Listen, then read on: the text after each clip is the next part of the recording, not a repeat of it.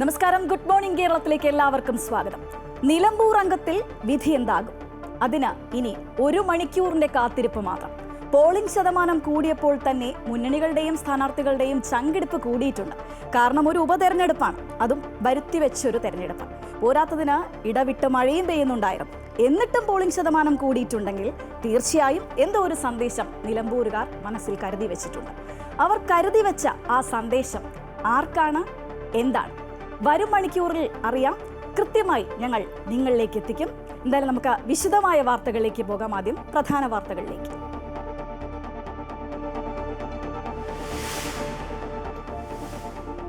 നിലമ്പൂരിന്റെ MLA ഇന്നറിയാം. വോട്ടെണ്ണൽ 8 മണിക്ക് തുടങ്ങും. ആദ്യ ഫലസൂചന 10 മിനിറ്റിനകം. വോട്ടെണ്ണൽ 19 റൗണ്ടുകളിലായി. സമഗ്ര വാർത്തകളുമായി അമൃത ന്യൂസ്.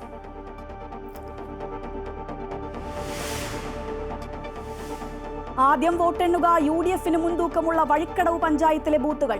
ഭരണവിരുദ്ധ വികാരം അലയടിക്കുമെന്ന പ്രതീക്ഷയിൽ UDF-ഉം വികസനവും തുടർഭരണവും താങ്ങാകുമെന്ന കണക്കുകൂട്ടലിൽ LDF-ഉം.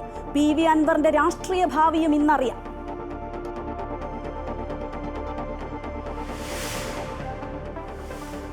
തുടർച്ചയായ 11ാം ദിവസവും കനത്ത ആക്രമണ പ്രത്യാക്രമണങ്ങളുമായി ഇറാനും ഇസ്രായേലും. ഇറാനിലെ ടെഹ്റാൻ, കെർമൻഷാ, ഹമദാൻ നഗരങ്ങളിൽ ഇസ്രായേലിന്റെ കനത്ത വ്യോമാക്രമണം. ടെല്ലവീവിലേക്ക് ഇറാന്റെ മിസൈൽ ആക്രമണ പരമ്പര. അടിയന്തര വെടിനിർത്തൽ കരാറിനായി പ്രമേയം പാസാക്കാൻ UN സുരക്ഷാ കൗൺസിലിനോട് പൊതുസഭ. ആക്രമണത്തിനെതിരെ വൈറ്റ് ഹൌസിന് മുന്നിൽ പ്രതിഷേധവുമായി ജനങ്ങൾ.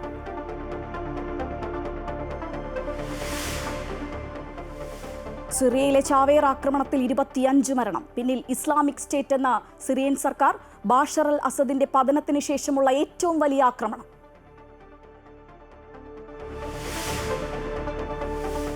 കൂട്ടപ്പിരിച്ചുവിടലിൽ പെരുവഴിയിലായി മോട്ടോർ വാഹന വകുപ്പിലെ സീഡിക് ജീവനക്കാർ.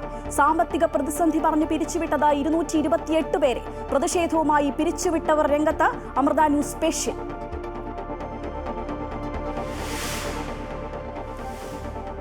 ലീഡ്സ് ടെസ്റ്റിൽ ഇന്ത്യക്ക് 6 റൺസ് 1ാം ഇന്നിംഗ്സ് ലീഡ്.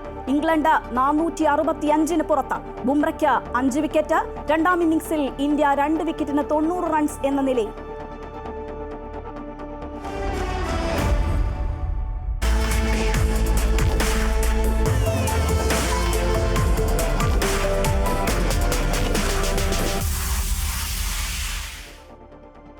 നിലമ്പൂരിന്റെ MLA എന്നറിയാം. വോട്ടെണ്ണൽ 8 മണിക്ക് തന്നെ തുടങ്ങും. 8:10 തന്നെ ആദ്യ ഫല സൂചനകളും പുറത്തുവരും.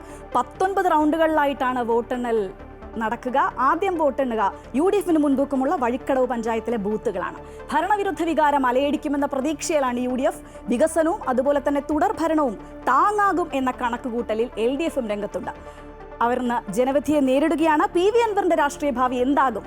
അതും ഇന്നറിയാൻ സാധിക്കും. ഞങ്ങളുടെ പ്രതിനിധികൾ പ്രശാന്തും TK അരവിന്ദനും ചേരുകയാണ്. ആദ്യം പ്രശാന്തിലേക്ക് പോവുകയാണ്. പ്രശാന്ത്, ആ സസ്പെൻസ് ഇന്ന് തീരാൻ പോവുകയാണ്. മുന്നണികളുടെ ചങ്കിടിപ്പ് നമുക്ക് കേൾക്കാം. സ്ഥാനാർത്ഥികളുടെ ചങ്കിടിപ്പ്. മൊത്തം ജനങ്ങളും ആകാംക്ഷയിൽ തന്നെയാണ്. ഒപ്പം നമ്മളും ഒക്കെ ആകാംക്ഷയിലാണ്. ഇത് റിപ്പോർട്ട് ചെയ്യാൻ നിൽക്കുന്ന പ്രശാന്തിന്റെ മുഖത്തും ഒരു ആവേശം കാണുന്നുണ്ട്. എന്തായിരിക്കും ഈ ഒരു സസ്പെൻസിലേക്ക് പോകുന്നതിന് മുമ്പ്, പ്രതീക്ഷകളിലേക്കൊക്കെ പോകുന്നതിന് മുൻപ് അവിടുത്തെ ഒരുക്കങ്ങളൊക്കെ ഏതുവരെയായി? അതിൽ നിന്ന് നമുക്ക് തുടങ്ങാം.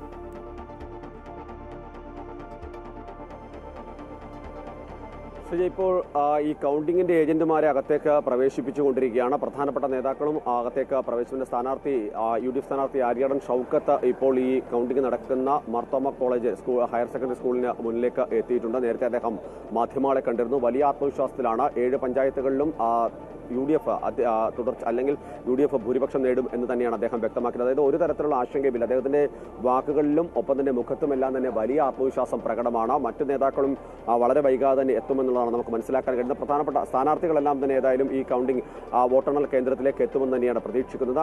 ആദ്യ റൗണ്ട് എണ്ണിക്കഴിയുമ്പോൾ തന്നെ ഇതിന്റെ ഒരു ചിത്രം വ്യക്തമാകും എന്നുള്ളതാണ് പ്രധാനപ്പെട്ട കാര്യം. പ്രത്യേകിച്ച് നമുക്കറിയാം, വഴിക്കടവ് പഞ്ചായത്തിലാണ് ആദ്യം എണ്ണുന്നത്. 1 മുതൽ 46 വരെയുള്ള ബൂത്തുകൾ, വഴിക്കടവിലെ ബൂത്തുകളാണ് ആദ്യ പോളിംഗ് സ്റ്റേഷനിലെ ബൂത്തുകളാണ് ആദ്യം എണ്ണുന്നത്. 263 പോളിംഗ് ബൂത്തുകളുണ്ടായിരുന്നു. അതിൽ ആദ്യത്തെ റൗണ്ടിൽ എണ്ണുന്നത് വഴിക്കടവ് എന്ന് പറയുമ്പോൾ സ്വാഭാവികമായിട്ടും നമുക്കറിയാം UDF-ന് വലിയ സ്വാധീനമുള്ള സ്ഥലമാണ് വഴിക്കടവ്. വഴിക്കടവിൽ നേരത്തെ നില നേട്ടങ്ങളൊക്കെ സാധ്യതകളൊക്കെ LDF ഉണ്ടാക്കിയതാണ്. പക്ഷേ ആ അൻവർ എന്ന് പറയുന്ന ഒരു ഫാക്ടർ ഇത്തവണ LDF-നൊപ്പമില്ല, സ്വതന്ത്ര സ്ഥാനാർത്ഥിയാണ്. ഇത്തരം കാര്യങ്ങളൊക്കെ ഉണ്ട്. ഏതായാലും ഒരുക്കങ്ങൾ അവസാന ഘട്ടത്തിലേക്ക് എത്തുകയും വളരെ പെട്ടെന്ന് തന്നെ എണ്ണിത്തുടങ്ങാം എന്നുള്ളത് തന്നെയാണ് വ്യക്തമാക്കുന്നത്. അല്പസമയം മുമ്പ് മുഖ്യ തെരഞ്ഞെടുപ്പ് ഓഫീസർ അടക്കം ഇത്തരമൊരു നിലപാട് മുന്നോട്ട് വെക്കുകയും ചെയ്തു. കൃത്യമായ ഒരു രാഷ്ട്രീയ തെരഞ്ഞെടുപ്പായി തന്നെ ഇതിനെ നമുക്ക് മനസ്സിലാക്കേണ്ടി വരും. തപാൽ വോട്ടുകൾ ആദ്യം എണ്ണിത്തുടങ്ങും എന്നാണ് ഇപ്പോൾ മുഖ്യ തെരഞ്ഞെടുപ്പ് ഓഫീസർ രക്തൻ ഖേൽക്കർ വ്യക്തമാക്കിയിരിക്കുന്നത്. 8:30 വോട്ടിംഗ് മെഷീനിലെ വോട്ട് എണ്ണിത്തുടങ്ങും.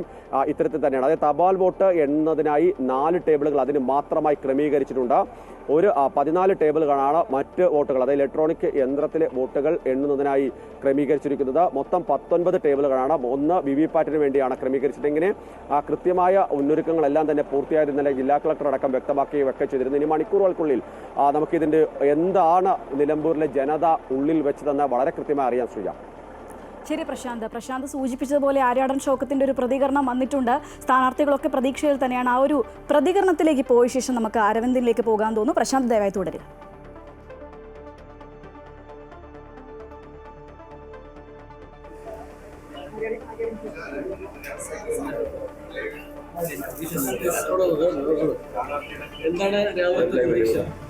അല്ല, ഇനി പ്രതീക്ഷ പറയണോ? 1 മണിക്കൂർ കാത്തിരുന്നാ പോരെ? ഇനി നമ്മൾ പ്രതീക്ഷ പറയുന്നതിന് കാര്യമില്ല. ഞാൻ പറയാനുള്ളതൊക്കെ ഇന്നലെ രാത്രി വരെ പറഞ്ഞു. ഇനി 1 മണിക്കൂർ വെയിറ്റ് ചെയ്യാം നമുക്ക് എല്ലാവർക്കും. രാത്രി കിടന്നുറങ്ങിയതിനു ശേഷം ഒന്നും സംഭവിച്ചിട്ടില്ല.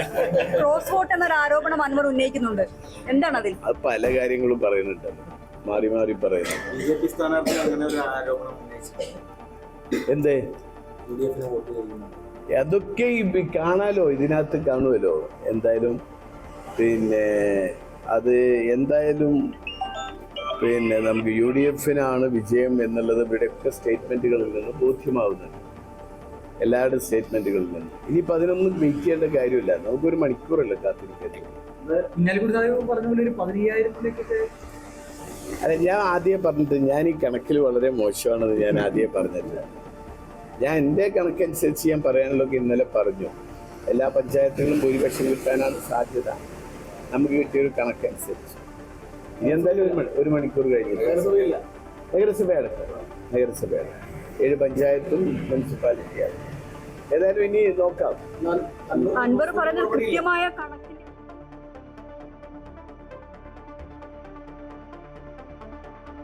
ഈ പറഞ്ഞതുപോലെ ഇനി കണക്കിൻ്റെ കളികളാണ് വരാനിരിക്കുന്നത്. എന്തായാലും ആ കളികളാണ് നമുക്കറിയേണ്ടത്. ജനങ്ങൾ എന്താണ് മനസ്സിൽ കരുതി വെച്ചിരിക്കുന്നത്. നമുക്ക് TK അരവിന്ദനിലേക്ക് കൂടി പോകേണ്ടതുണ്ട്. അരവിന്ദൻ, ഈ പറഞ്ഞതുപോലെ ഇനി പ്രതീക്ഷയുടെ മണിക്കൂറുകൾ, വലിയൊരു ആകാംക്ഷ തന്നെയാണ് എല്ലാവർക്കും.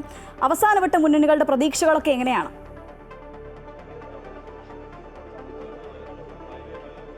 ശ്രീജ, എല്ലാ മുന്നണികളും തികഞ്ഞ പ്രതീക്ഷയിലാണ്. പക്ഷേ UDF-ന് കുറച്ച് കൂടുതൽ ആത്മവിശ്വാസം ഈ ഘട്ടത്തിൽ ഉണ്ട് എന്നുള്ളതാണ് നമുക്ക് അവരുടെ പ്രതികരണങ്ങളിൽ നിന്ന് മനസ്സിലാക്കാൻ കഴിയുന്നത്. നല്ല ഭൂരിപക്ഷത്തിൽ വിജയിക്കുമെന്നാണ് UDF നേതാക്കൾ ആത്മവിശ്വാസം പ്രകടിപ്പിക്കുന്നത്. അതൊരു ചരിത്ര വിജയമായിരിക്കുമെന്നും പറയുന്നു. ഇതിൻ്റെ വോട്ടെണ്ണൽ തുടങ്ങുന്നത് വഴിക്കടവ് പഞ്ചായത്തിൽ നിന്നാണ്. വഴിക്കടവ് പഞ്ചായത്തിലെ വോട്ട് എണ്ണുമ്പോൾ നമുക്കറിയാം കാര്യങ്ങൾ എങ്ങോട്ടൊക്കെയാണ് പോകുന്നത് എന്ന്. അതിൻ്റെ ആദ്യത്തെ ട്രെൻഡ് വഴിക്കടവ് പഞ്ചായത്തിൽ നിന്ന് ദൃശ്യമാകും. അത് കഴിഞ്ഞ് മൂത്തേടം പഞ്ചായത്താണ്. അവിടുന്ന് ഇങ്ങോട്ട് വരുമ്പോൾ നിലമ്പൂർ നഗരസഭ എത്തുമ്പോഴേക്കും നമുക്ക് ഇക്കാര്യത്തിൽ നിലമ്പൂരെ ആരാണ് അടുത്ത MLA എന്നുള്ള കാര്യത്തിൽ ഏതാണ്ട് തീരുമാനമാകുന്ന ഒരു കാര്യം എത്തും എന്നുള്ളതാണ്. മുന്നണികളെല്ലാം ആത്മവിശ്വാസത്തിലാണ്. ഇപ്പോൾ കൗണ്ടിങ്ങിന് വന്ന ഏജന്റുമാരെ, വിവിധ രാഷ്ട്രീയ പാർട്ടികളുടെ ഏജന്റുമാരെ അകത്തേക്ക് കടത്തിവിടാനുള്ള ശ്രമത്തിലാണ്. കർശന നിയന്ത്രണമുണ്ട്. 7:30 കൃത്യം 7:30 സ്റ്റോർ റൂം തുറക്കും. അവിടുന്ന് ബാലറ്റ് വോട്ടിംഗ് യന്ത്രങ്ങൾ വോട്ടെണ്ണുന്ന ഹാളിലേക്ക് കൊണ്ടുവരും. കൃത്യം 8 മണിക്ക് തന്നെ വോട്ടെണ്ണൽ ആരംഭിക്കാനാണ് തെരഞ്ഞെടുപ്പ് കമ്മീഷൻ നിർദ്ദേശം കൊടുത്തിട്ടുള്ളത്. 8 മണിക്ക് ആദ്യം എണ്ണുക പോസ്റ്റൽ ബാലറ്റുകളാണ്. ഈ പോസ്റ്റൽ ബാലറ്റുകൾ എണ്ണി തുടങ്ങുമ്പോൾ തന്നെ 8:10 ഒരു ഭാഗത്ത് പോസ്റ്റൽ ബാലറ്റ് 4 ടേബിളുകളായി എണ്ണും. അതേ സമയത്ത് തന്നെ 8:10 EVM മെഷീനിൽ വോട്ടിംഗ് മെഷീനിലെ വോട്ടുകൾ എണ്ണാൻ തുടങ്ങും. ആ ഘട്ടത്തിൽ 10 മുതൽ തന്നെ നമുക്ക് അതിൻ്റെ ഒരു ലീഡ് ലഭിക്കുമെന്നാണ് അറിയുന്നത്. കൃത്യമായി വിവരങ്ങൾ തരാനുള്ള സൗകര്യങ്ങളെല്ലാം അധികൃതർ സജ്ജീകരിച്ചിട്ടുണ്ട് എന്നാണ് അധികൃതർ അവകാശപ്പെടുന്നത്. എന്തായാലും നമുക്ക് 8:30 കൃത്യമായൊരു കാര്യങ്ങൾ നൽകാൻ സാധിക്കുമെന്ന് തന്നെയാണ് അറിയുന്നത്. എല്ലാ ഒരുക്കങ്ങളും ഇവിടെ പൂർത്തിയായി. രാഷ്ട്രീയ പാർട്ടികളും മുന്നണികളെല്ലാം പ്രതീക്ഷയിലാണ്. ഇന്നലെ രാത്രിയാണ് PV അൻവർ UDF-ൽ നിന്ന് തനിക്ക് കിട്ടേണ്ട 10,000 വോട്ട് LDF-ന്റെ ഭാഗത്തേക്ക് പോയി എന്നുള്ള ഒരു കാര്യം ഉന്നയിച്ചത്. ഇത് LDF ഒരു മുന്നേറ്റം ഉണ്ടാക്കുമെന്നുള്ളൊരു കാര്യമാണ് അൻവർ പറഞ്ഞത്. എന്നാൽ പക്ഷേ UDF നേതാക്കൾ ഇതിനെയൊന്നും അംഗീകരിക്കുന്നില്ല. തികഞ്ഞ ആത്മവിശ്വാസത്തോടു കൂടി ചരിത്രത്തിലില്ലാത്തൊരു ഭൂരിപക്ഷം ഉണ്ടാകുമെന്ന് തന്നെയാണ് UDF നേതാക്കൾ പറയുന്നത്. ഒരു ഘട്ടത്തിൽ വലിയൊരു കുത്തൊഴുക്ക് LDFിൽ നിന്ന് UDFിലേക്ക് ഉണ്ടായിക്കഴിഞ്ഞാൽ ഭൂരിപക്ഷം 20,000-ലും അപ്പുറത്തേക്ക് എത്തുമെന്നൊരു അവകാശവാദം UDF നേതാക്കൾ ഉന്നയിക്കുന്നു. എന്തായാലും അവർ മിനിമം ഒരു 10,000 വോട്ടിൻ്റെ ഭൂരിപക്ഷമെങ്കിലും ഇപ്പോൾ പ്രതീക്ഷിക്കുന്നുണ്ട് എന്നുള്ളതാണ് കാര്യം. ശ്രീജ.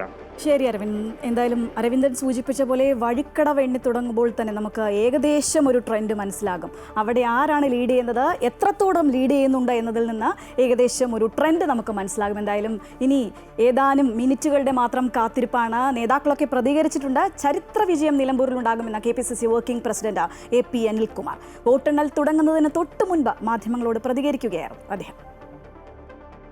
ഞങ്ങൾ ആ ആത്മവിശ്വാസത്തിൽ ഒരു ഇഞ്ച് പോലും പുറകോട്ട് പോയിട്ടില്ല. ഏതാനും മണിക്കൂർ കൊണ്ട് നിങ്ങൾക്കത് ബോധ്യമാകും. UDFിൻ്റെ ചരിത്ര വിജയമായിരിക്കും നിലമ്പൂരുണ്ടാവുക. അത് യാതൊരു തർക്കവുമില്ല.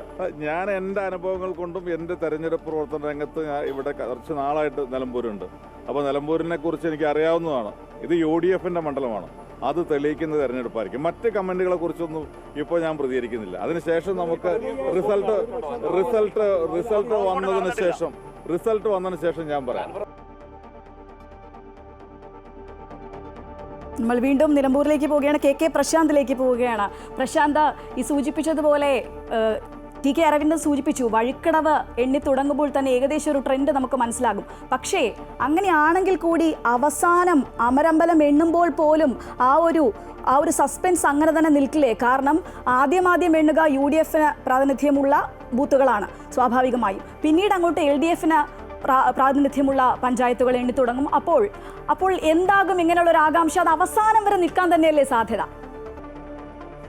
ആദ്യം വഴിക്കടവിൽ 29,320 വോട്ടുകളാണ് എണ്ണുന്നത്. സ്വാഭാവികമായും UDFിന് മേൽക്കൈയുള്ള പഞ്ചായത്താണ്. അതുകൊണ്ട് തന്നെ സ്വാഭാവികമായും എത്രത്തോളം വോട്ടുകൾ അവിടേക്ക് എത്തി എന്നുള്ളതാണ് നമുക്ക് അറിയാനുള്ളത്. വഴിക്കടവിൽ ലീഡ് ചെയ്ത ആ ലീഡിനാണ് ഏറ്റവും പ്രധാനപ്പെട്ടത്. അവിടെ വലിയ ലീഡിലേക്ക് കാര്യങ്ങൾ പോവുകയാണെങ്കിൽ അതിൽ വലിയ വ്യത്യാസമുണ്ടാവും. ഇതിനു മുൻപ് 2,120 വോട്ടാണ് 2016 അവിടെ അൻവറിന് ലീഡ് ലഭിച്ചത്. അത് പിന്നീട് 35 വോട്ടിലേക്ക് കുറയുന്ന സാഹചര്യം പോലും നമ്മൾ കണ്ടതാണ്. അങ്ങനെ നിരവധിയായ തരത്തിലൊരു മാറ്റം ഉണ്ടായിട്ടുണ്ട് വഴിക്കടവിൽ. ആ വഴിക്കടവിലേക്കാണ് ആദ്യം എണ്ണുന്നത്. ഈ നേരത്തെ സൂചിപ്പിച്ച പോലെ 29,320 വോട്ടുകളാണ് വഴിക്കടവിലുള്ളത്. ആ വോട്ടുകളിൽ കൂടുതലും, അതായത് 50%-ലധികം ആ വോട്ടുകൾ ഒരുപക്ഷെ ഷൗക്കത്തിലേക്ക് പോവുകയാണെങ്കിൽ ആദ്യത്തെ ഒരു ട്രെൻഡ് നമുക്ക് മനസ്സിലാവും. പക്ഷേ ശ്രീജ സൂചിപ്പിച്ച പോലെ തന്നെ അങ്ങനെ മാത്രം ഇതിനെ കണക്കാക്കാൻ പറ്റില്ല. കൃത്യമായി തന്നെ ആദ്യ റൗണ്ട് എണ്ണി തുടങ്ങി. പിന്നീട് അങ്ങോട്ട് ആദ്യം 1 മുതൽ 46 വരെയുള്ള ബൂത്തുകളാണ് വഴിക്കടവിൽ എണ്ണുന്നത്. അവിടെ നിന്നിങ്ങോട്ട് മുത്തേടം വരും. അതിനുശേഷം എടക്കര, പോത്തുകല്ല്, ചുങ്കത്തറ, നിലമ്പൂർ നഗരസഭ, കരുളായി, അമരമ്പലം. ഏറ്റവും ഒടുവിലാണ് അമരമ്പലം എണ്ണുന്നത്. ഇതിൽ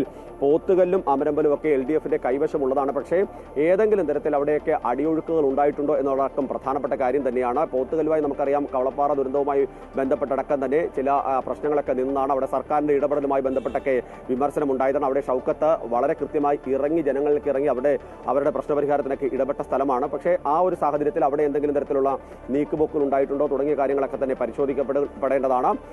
മറ്റൊന്ന്, CPMനെ സംബന്ധിച്ച് LDFിനെ സംബന്ധിച്ച് ഏറ്റവും ഗുണകരമാകുന്നത് സ്ഥാനാർത്ഥി തന്നെയാണ്.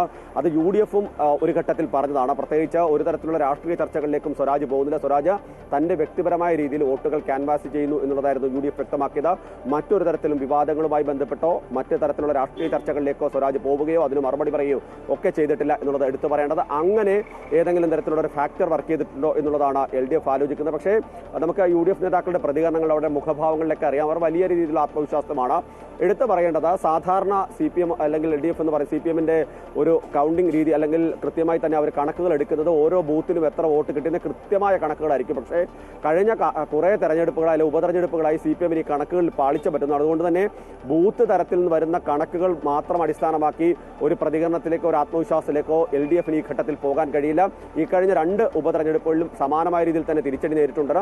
ആ തിരിച്ചടി നേരിട്ടപ്പോൾ തന്നെ സ്വാഭാവികമായും സാധാരണ CPMന്റെ ഒരു സംഘടനാ സംവിധാനം അടിസ്ഥാനം വെച്ച് ഒരു ബ്രാഞ്ച് കമ്മിറ്റി, ബൂത്ത് കമ്മിറ്റിയൊക്കെ നൽകുന്ന കണക്കുകൾ ഏറെക്കുറെ ചെറിയ വ്യത്യാസങ്ങൾ മാത്രമാണ് ഉണ്ടാവുക. അതനുസരിച്ചാണ് ഭൂരിപക്ഷം വരെ വളരെ കൃത്യമായ ഒരു തരത്തിലേക്ക് LDF എത്തുകയൊക്കെ ചെയ്യുന്നത്. പക്ഷേ ഇപ്പോൾ അങ്ങനെ പ്രവചിക്കുന്ന ഒരു സാഹചര്യമല്ല, രാഷ്ട്രീയ സാഹചര്യമില്ല. മറ്റൊന്ന്, ഏതെങ്കിലും തരത്തിൽ മേൽക്കമ്മിറ്റിയിൽ നടക്കം വലിയ രീതിയിലുള്ള പ്രശ്നങ്ങൾ ഉണ്ടാകുമ്പോൾ ഈ കണക്കുകൾ പെരുപ്പിച്ച് കാട്ടിക്കൊണ്ട് താഴത്തെ കമ്മിറ്റികളൊക്കെ കൊടുക്കുന്നത് നടക്കുന്ന ഒരു സമയമാണ്. അതുകൊണ്ട് തന്നെ അത്തരമൊരു ആത്മവിശ്വാസത്തിന്റെ കുറവ് ഇപ്പോഴും നിലനിൽക്കുന്നു എന്ന് നമുക്ക് പറയേണ്ടി വരും.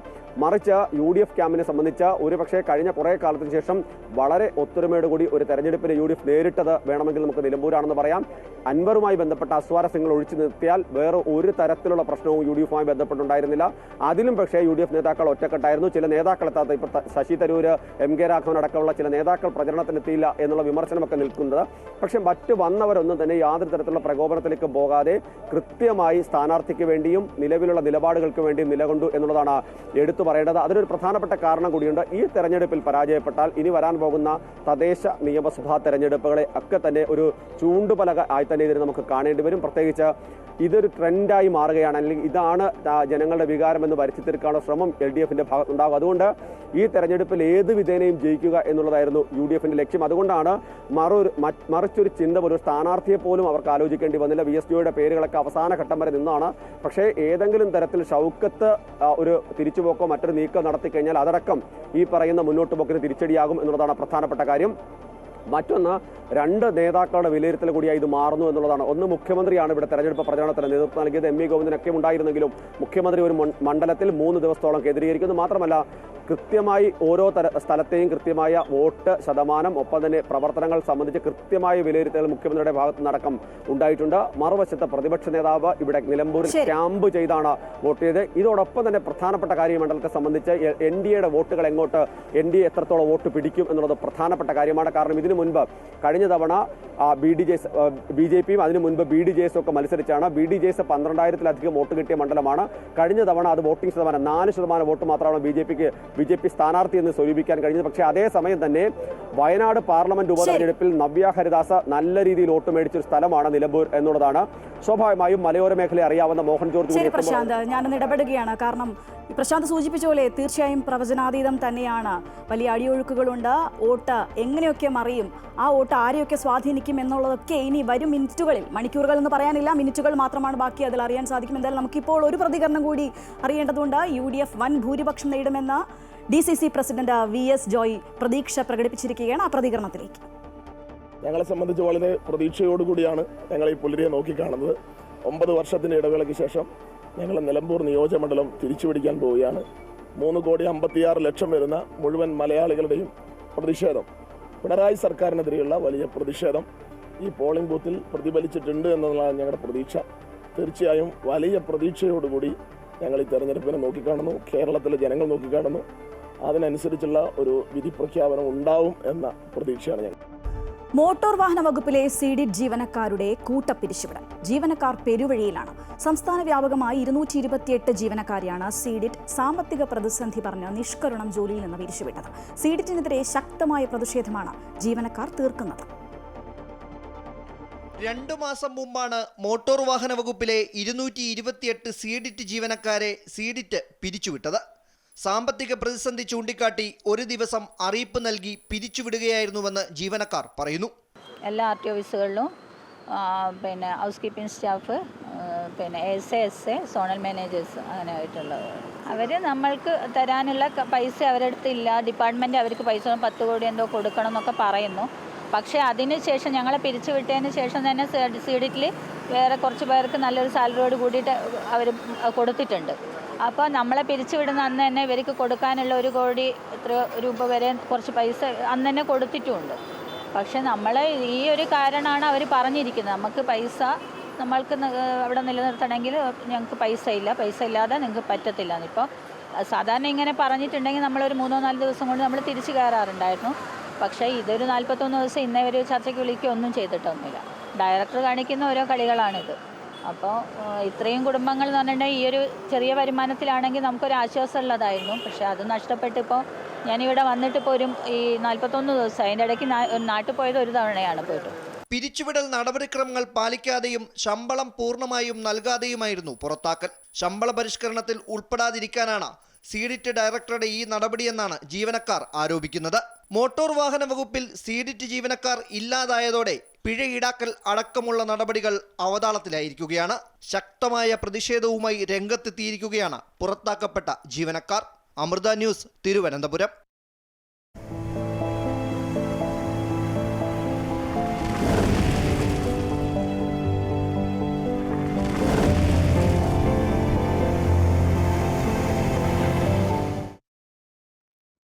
വർഷങ്ങളായി കടലാക്രമണം നേരിടുന്ന കാസർഗോഡ് ജന്മ കടപ്പുറത്ത് ജിയോ ബാഗ് പോലും സ്ഥാപിക്കാതെ അധികൃതർ. കഴിഞ്ഞ വർഷം തകർന്ന തീരദേശ റോഡിന്റെ ബാക്കി ഭാഗം നിലനിർത്താനായി പ്രദേശവാസികൾ കടലോരത്ത് കെട്ടിടാവശിഷ്ടങ്ങൾ കൊണ്ടിട്ടിരിക്കുകയാണ്. ഓരോ വർഷവും തെങ്ങുകളും സ്ഥലവും കടലെടുക്കുകയാണ്.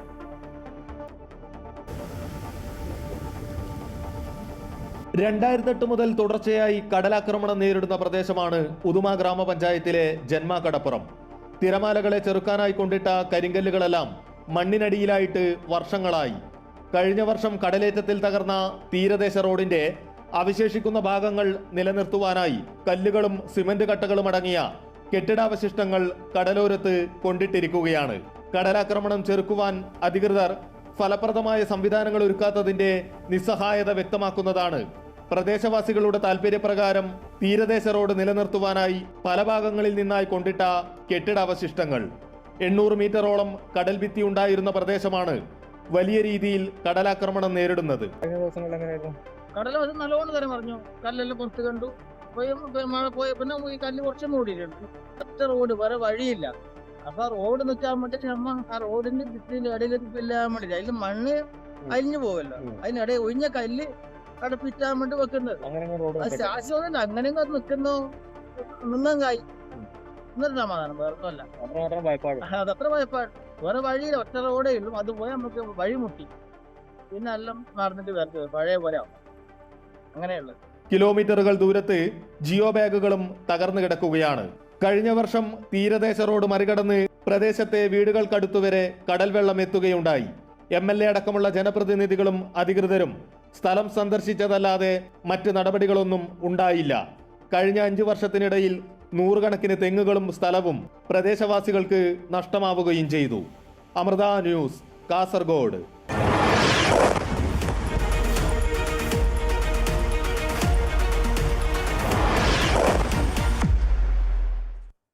അമേരിക്കൻ ആക്രമണത്തിൽ ഇറാനിലെ ഇസ്ഫഹാൻ ആണവ നിലയത്തിൽ കനത്ത നാശനഷ്ടം. ആണവ കേന്ദ്രത്തിലെ ടണലിലേക്കുള്ള കവാടങ്ങൾ തകർന്നു എന്ന് അന്താരാഷ്ട്ര ആണവോർജ്ജ സമിതി അറിയിച്ചു.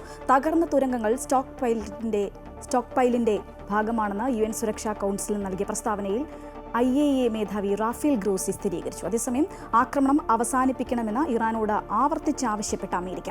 കാലങ്ങളായി ഇറാൻ പശ്ചിമേഷ്യയിൽ നാശങ്ങൾ വരുത്തിവെക്കുന്നുവെന്നും അമേരിക്ക വ്യക്തമാക്കി. അതേസമയം ലക്ഷ്യമിടുന്നത് ഇറാനിലെ ഭരണമാറ്റമെന്ന സൂചന നൽകി US പ്രസിഡന്റ് ഡൊണാൾഡ് ട്രംപ്. തന്റെ സാമൂഹ്യ മാധ്യമമായ ട്രൂത്ത് സോഷ്യലിലെ കുറിപ്പിലാണ് ഇറാനിലെ ഭരണമാറ്റം സംബന്ധിച്ച് ട്രംപ് പരാമർശിച്ചത്. അമേരിക്കൻ സൈന്യം ഇറാനിൽ നടത്തിയ ആക്രമണത്തെ ട്രംപ് വീണ്ടും പ്രശംസിക്കുകയും ചെയ്തു. കൃത്യവും കഠിനവുമായ ആക്രമണമാണ് നടന്നതെന്നും അമേരിക്കൻ സൈന്യം ഇറാനിൽ നടത്തിയ ആക്രമണത്തെ ട്രംപ് വീണ്ടും പ്രശംസിക്കുകയും ചെയ്തു. UN സുരക്ഷാ കൗൺസിലിൽ US ആക്രമണത്തെ ഇറാൻ കുറ്റപ്പെടുത്തി. കെട്ടിച്ചമച്ചതും അസംബന്ധവുമായ സിദ്ധാന്തത്തിന്റെ പുറത്താണ് ഇറാനെതിരെ അമേരിക്ക യുദ്ധം നടത്തിയതെന്ന് ഇറാൻ വക്താവ് അമീർ സൈദ് ഇർവാനി UN സുരക്ഷാ കൗൺസിലിൽ പറഞ്ഞു.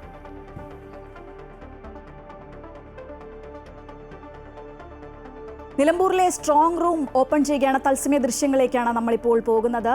നമുക്കറിയാം, നിലമ്പൂരുകാരുടെ മനസ്സ് സൂക്ഷിച്ചു വച്ചിരിക്കുന്ന ഒരിടമാണ്. ആ മനസ്സിൽ എന്താണ് എന്നുള്ളത് വരും മിനിറ്റുകളിൽ നമുക്കറിയാൻ സാധിക്കും. ആ സ്ട്രോങ് റൂമിൽ നിലമ്പൂരുകാരുടെ സ്ട്രോങ് ആയ തീരുമാനമാണ് ആ സ്ട്രോങ് റൂം തുറക്കുന്നതിലെ തത്സമയ ദൃശ്യങ്ങൾ നമ്മൾ കണ്ടുകൊണ്ടിരിക്കുന്നത്.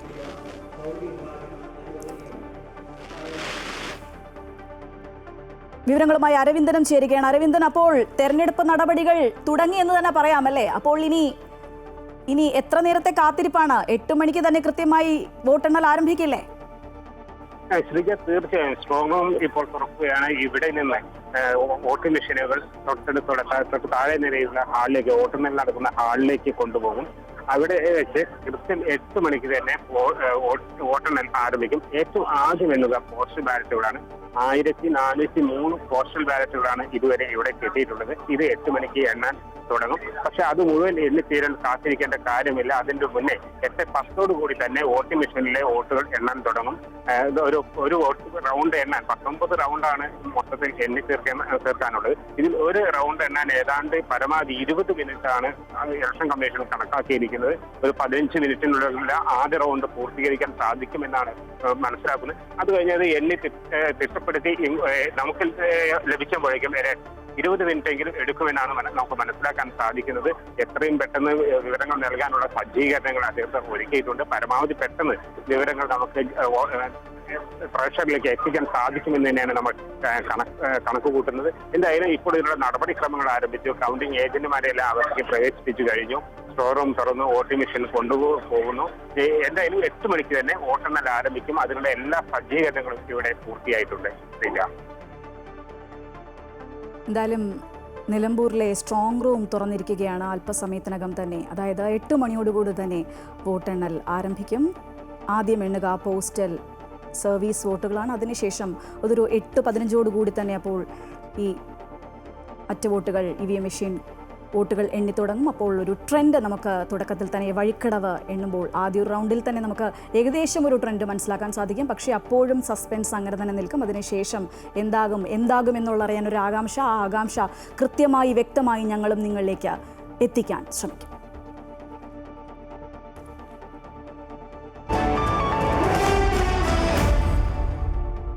ഇംഗ്ലണ്ടിനെതിരായ 1-ാം ക്രിക്കറ്റ് ടെസ്റ്റിൽ 2-ാം ഇന്നിംഗ്സ് ബാറ്റിംഗ് ആരംഭിച്ച ഇന്ത്യക്ക് ഭേദപ്പെട്ട തുടക്കം. 3-ാം ദിനം കളി അവസാനിക്കുമ്പോൾ 2 വിക്കറ്റ് നഷ്ടത്തിൽ 90 റൺസ് എന്ന നിലയിലാണ് ഇന്ത്യക്ക് 96 റൺസ് ലീഡായി.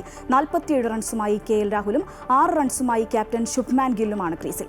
1-ാം ഇന്നിംഗ്സിൽ സെഞ്ചുറി നേടിയ യശസ്വി ജയ്സ്വാൾ, സായ് സുദർശൻ എന്നിവരുടെ വിക്കറ്റുകളാണ് ഇന്ത്യക്ക് നഷ്ടമായത്. ജസ്പ്രീത് ബുംറ 5 വിക്കറ്റ് നേടി. 1-ാം ഇന്നിംഗ്സിൽ ഇംഗ്ലണ്ട് 465 റൺസിന് പുറത്തായിരുന്നു. ഇന്ത്യക്ക് 6 റൺസിന്റെ 1-ാം ഇന്നിംഗ്സ് ലീഡാണ് ലഭിച്ചത്.